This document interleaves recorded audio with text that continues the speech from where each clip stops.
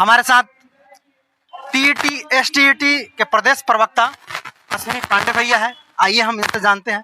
Sir, अभी जो है शिक्षकों का आंदोलन गर्दनीबाग में चल रहा है और शिक्षक अभ्यर्थी 3 साल से परेशान है। सर, क्या कहेंगे? आंदोलन होना ही नहीं चाहिए जी।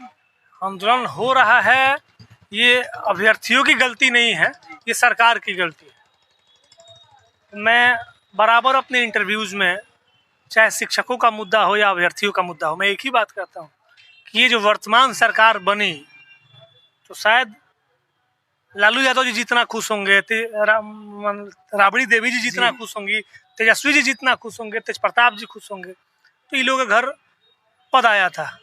लेकिन हम शिक्षक लोग और अभ्यर्थी लोग इतना खुश हुए थे क्योंकि कंधे से कंधा मिला के तेजस्वी बाबू जब नेता प्रतिपक्ष थे तो लगता था कि वो आएंगे और एक एक कलम से कल्याण कर देंगे। लेकिन क्या कहा जाए, दुखद है, जो भी शिक्षा मंत्री हुए हैं वो केवल बखोलाबाजी देते रहे हैं अभ्यर्थियों को। कभी कोई समझता ही नहीं, अभ्यर्थी मान के कोई काम करता ही नहीं है लोग। और कैसे बेरोजगारी का क्या दंश होता है, आप ही हैं। सपोज दैट अगर आप अभ्यर्थी हों जी और आप 5 साल से क्वालिफाई करके वेटिंग में इंतजार कर रहे हो, पेपर में रोज निकल रहा हो कि 2 लाख 2 लाख 2 लाख। जी, एक सीमा होता है, उसके बाद खुद इरिटेशन लगता होगा, गाली देने का मन करता होगा वो खबर पढ़ने के बाद। तो अल्टीमेटली इतना वैकेंसीज पड़ा हुआ है, शायद जितने अभ्यर्थी क्वालिफाई हैं उससे ज़्यादा वैकेंसी है। सरकार को तो चाहिए कि एक बार में पूरे देश स्तर पे नाजीर होता। आप 10 लाख रोजगार का बात किए हुए हो, उसमें बहुत बड़ा रोल अपने शिक्षा विभाग का हो सकता था। आप एक राज्य स्तर पे कैंप लगा के एकदम ज्वाइनिंग दे के और गांधी मैदान या किसी भी बड़े आउटडोरियम में कार्यक्रम करके और सबको नियुक्ति पत्र दे देते, नियोजन पत्र दे देते। तो ऐसा तो है नहीं। आप देख रहे स्कूलों में शिक्षक नहीं है। प्राइमरी के शिक्षक को +2 में भेज दिया गया है, +2 में प्राइमरी में शिक्षक है नहीं, उसमें से उठा के ऊपर डिप्टेशन, मतलब सारा व्यवस्था चरमरा गया है। शिक्षकों को पढ़ाने के अलावा सारा काम करना है। तो अल्टीमेटली सरकारें बदल रही हैं, नीतियाँ वहीं रह रही हैं, नाम बदल जाता है बस। भाजपा एनडीए की सरकार आएगी तो दीनदयाल उपाध्याय हो जाएगा कोई योजना का नाम, कौन मुखर्जी हैं, श्यामा मुखर्जी हो जाएगा। आई लोग जयप्रकाश नारायण, कर्पूरी ठाकुर और फलना चिल्ला, वही बस योजना का नाम बदल देगा। कांग्रेस थी तो योजना आयोग था, मोदी जी आए तो नीति आयोग कर दिए। बस यही सब होता है। फेस बदल शिक्षा विभाग के अपर मुख्य सचिव दीपक सर ने जो है एक विज्ञप्ति जारी करके बोला था और ट्वीट के माध्यम से भी बोला था अभ्यर्थियों को कि हम जुलाई माह में विज्ञापन दे देंगे। लेकिन अभी तक जो है दीपक सर हैं, अभी डायरेक्टर प्राइमरी हैं, रवि प्रकाश सर हैं, इससे पहले संजय कुमार सर हुआ करते थे। ये सारे लोग ड्राई ऑनेस्ट माने जाते हैं और कमिटमेंट के पक्का माने जाते थे। लेकिन अब वो लोग भी प्रश्नवाचक घेरे में आ गए हैं और अल्टीमेटली मुझे नहीं लगता कि उन लोग का भी दोष है, क्योंकि यहाँ राजतंत्र तो जनतंत्र है और जनतंत्र में जनप्रतिनिधियों का बहुत बड़ा योगदान है। तो अपने ढंग से उन लोगों को भी झूठा बनाने का प्रयास सत्ता में बैठे लोग करवा रहे हैं। बड़ा खुशी थी जब ये सरकार बनी तो अभ्यर्थी शिक्षक सब झूम उठे थे कि सारी समस्याओं का समाधान हो जाएगा, लेकिन दूर दूर तक होता दिख नहीं रहा। आप बता रहे हैं कि गर्दनीबाग में लोग बैठे हुए हैं, कल उन लोगों ने मुंडन का कार्यक्रम करा।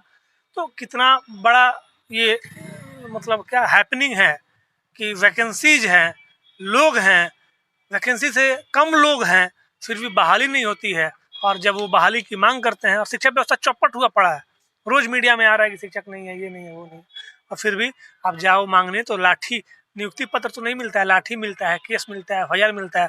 वो मुजीबुर रहमान लड़का था दरभंगा वाले, क्या कार्रवाई हुआ? कुछ नहीं हुआ।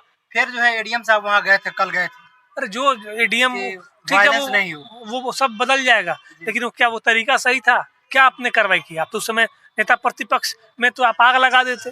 तो यही है चीजें। अब आपकी आवाज भाजपा उठाएगी, जिसको दूर दूर तक वैकेंसी से मतलब नहीं है। कहने का सब थाली के एक ही चट्टे बट्टे हैं, योजना बदल बदल के, नाम बदल बदल के। जागरूक होना पड़ेगा हम लोगों को और अल्टीमेटली जनता को भी जागरूक करना होगा कि सरकारी विद्यालयों को सुदृढ़ करने का काम हो, सरकारी स्वास्थ्य व्यवस्था को आप देखें, कोरोना का काल था, सारे प्राइवेट लोग प्राइवेटाइजेशन का सपोर्ट करता है, जी सारे प्राइवेट डॉक्टर लोग क्लिनिक बंद कर दिया कि due to corona clinic closed. यही सरकारी पीएचसी हॉस्पिटल लोगों का जान बचाया। और मास्टर साहब हम लोग क्वारंटाइन सेंटर पे ड्यूटी दी, हम लोग को लगता था कि साला ना पीपी किट ना मास्क ना कुछ नहीं, और हम लोग एकदम अमरत्व का वरदान लेके आए थे और हम लोग कर रहे हैं। तो अभी सर अल्टीमेटली देखने सरकारी को थे या सरकारी थे, शिक्षक थे या डॉक्टर थे, तभी ना, या तो हम करते नहीं तो नौकरी छोड़ देते। जी जी तो लोगों को ये चीजें समझानी होगी कि नहीं, अगर स्वास्थ्य और शिक्षा सुधर जाएगा तो 5 किलो चाउर दाल लेने की जरूरत नहीं है, 15-20 हजार रुपये तो यूं ही तुम्हारा बच जाएगा। जो डीएवी डीपीएस के बस आई सब में आप खर्चा कर रहे हो, उससे ज्यादा हम और ये दे सकते हैं। ये बीएड करके एमएड करके टीचर बने हुए हैं, जी जी एमसीए करके हम टीचर बने हुए हैं। जी, जी। आप देखिए छोटे शहर से आप भी आते हैं, सारा मैट्रिक इंटर पास लड़का लड़की मैडम और मिस बन के कर रहा है, पढ़ा रहे हैं सब। हम लोग पे लोग फेथ नहीं कर रहा है, क्यों?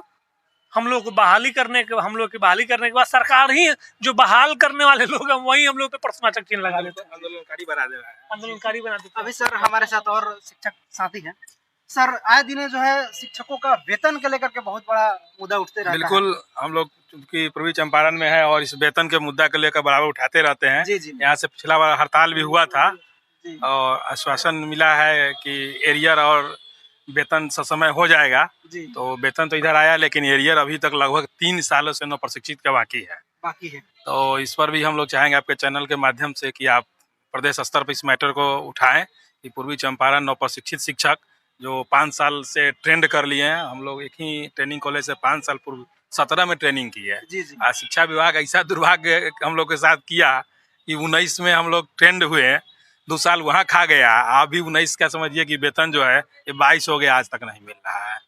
और दूसरी बात जो अभी आप आंदोलनकारी के बारे में हमारे मित्र और प्रदेश प्रवक्ता हमारे संगठन के हैं अश्विनी जी से पूछ रहे थे, उसके संदर्भ में थोड़ा सा मैं भी ये कहना चाहूँगा जी जी कि देखिए, हम शिक्षक तो पढ़ाने के लिए ही आए हैं और पढ़ाते भी हैं, लेकिन सरकार का जो ये नीति है, इतना ना गलत नीति, बहाली पॉलिसी इतना है कि हम दोनों लोगों को शिक्षक से पहले नेता ही बना दे रहा है, आंदोलनकारी ही बना दे रहा है।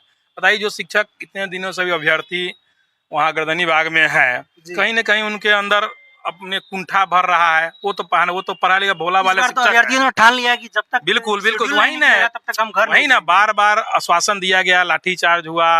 दुखद है कि जो सरकार आश्वासन देकर आई, पुनः ये नीतीश कुमार जी और राजद के सरकार जो तेजस्वी जी आश्वासन दिए हैं, और आश्वासन देने के बाद अभी फिर अपने वादे से मुकर गए हैं। 10 लाख बहाली तो दूर, अभी इनके हाथ में टीएसटीटी और सीटेट पास जो 2 लाख वैकेंसी है, जी, जी। इसको घटाकर ही 8 लाख कर सकते थे। इनके पास अच्छा अपॉर्चुनिटी था। जी। खास करके जो हम लोग पुराने टीचर हैं, बताइए, हम लोग यहाँ मोतिहारी से 45 किलोमीटर दूर बहाल है। इसे हम लोग के साथ बहुत, बिहार में अधिकांश शिक्षक जो हैं वो दूर दूर गलत नीति के कारण बहाल हो गए हैं। जी, जी। तो इन सब मुद्दों पर भी सरकार विफल रही है।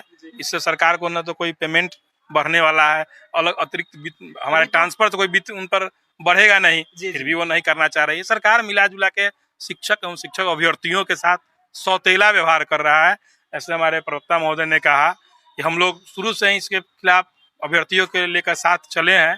सरकार के भी समर्थन में, हम लोग तेजस्वी जी के समर्थन में एक तरह से समझिए तो मैंने इनडायरेक्ट रूप से थे कि हाँ वो आए, और कैंपेन भी किए इनडायरेक्ट रूप से। चूँकि हम लोग सरकारी बॉडी है, डायरेक्ट नहीं कह सकते थे, लेकिन हम लोग ने अपना वोट दिया, फिर भी ठगा महसूस कर रहे हैं। तो मजबूर होकर शिक्षक विकल्प फिर चुनेगा। जिस तरह ही पलट जा रहे हैं वादे से, शिक्षक को भी पलटना होगा। सर्वेश कुमार शर्मा, TSU जिला सचिव, पूर्वी चंपारण।